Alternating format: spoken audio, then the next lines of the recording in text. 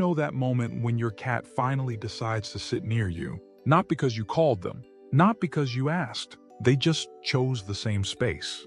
And suddenly, without even noticing, your shoulders drop, your breathing slows, your mind gets quieter than it's been all day. If that moment feels familiar, this video isn't really about cats, it's about you. Because people who love cats tend to share something most of the world never notices. A nervous system that doesn't relax through noise, excitement, or constant interaction, but through stillness. And that says a lot more about your psychology than you might think. People often assume cat lovers are distant, quiet, a little detached. But that's not what's actually happening. Cat lovers aren't avoiding connection, they're avoiding pressure. They don't feel safer when attention is loud or constant. They feel safer when closeness doesn't demand anything back. Cats don't rush you. They don't require eye contact. They don't expect emotional performance. They sit and they let you decide what happens next. For someone whose mind spends most of the day monitoring, anticipating, and adjusting, that's not indifference. That's relief. Cat lovers tend to enjoy quiet companionship. They don't need constant engagement to feel close. That isn't emotional distance, it's emotional efficiency. When you've learned early on to read rooms, moods, and tiny shifts in energy, your nervous system doesn't crave more stimulation. It craves permission to stand down. And not everyone has experienced a relationship where standing down felt safe. That's why cats feel different. Cats don't assume access to you. They don't demand reassurance. They don't interpret silence as rejection. They don't confuse intensity with intimacy. Their affection is selective.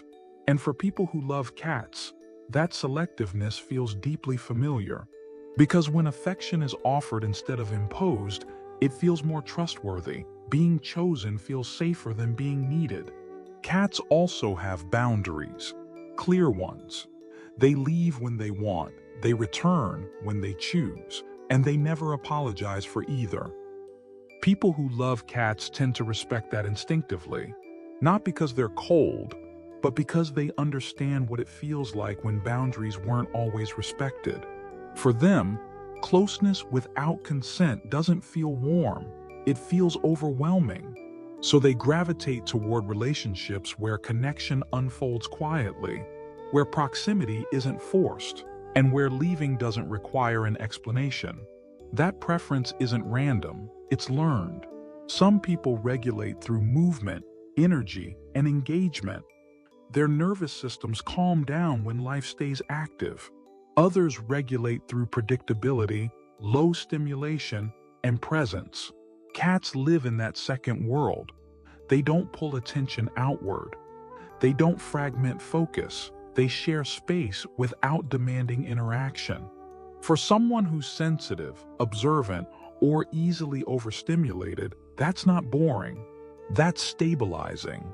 Psychologists call this nervous system attunement. It's when your environment matches the pace your body needs to feel safe. Cats don't hype you up. They bring you back down. There's also a reason a cat's purr feels grounding before you even think about it. Low rhythmic frequencies signal safety to the brain. They tell your body nothing urgent is required.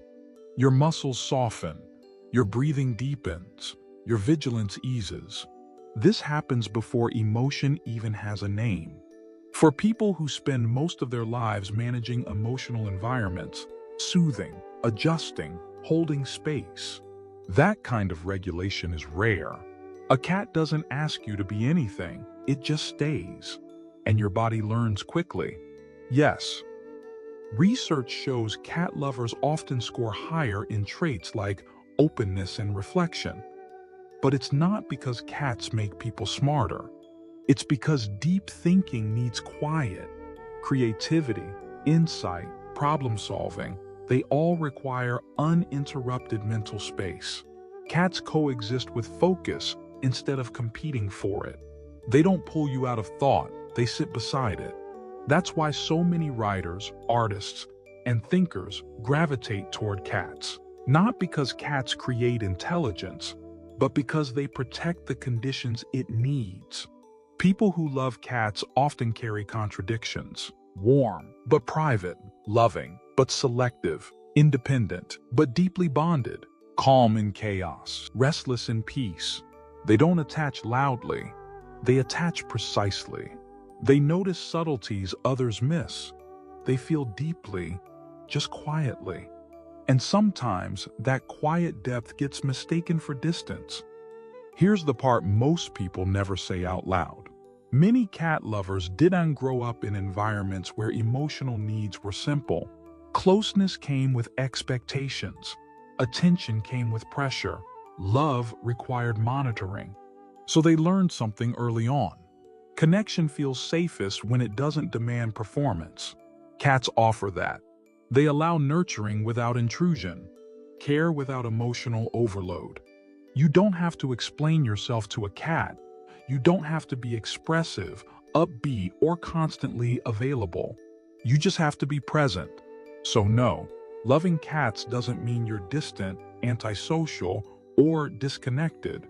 It means your nervous system values subtlety. It means you understand that intimacy doesn't need volume. It means you've learned that connection can exist without pressure. You didn't avoid people, you refined closeness.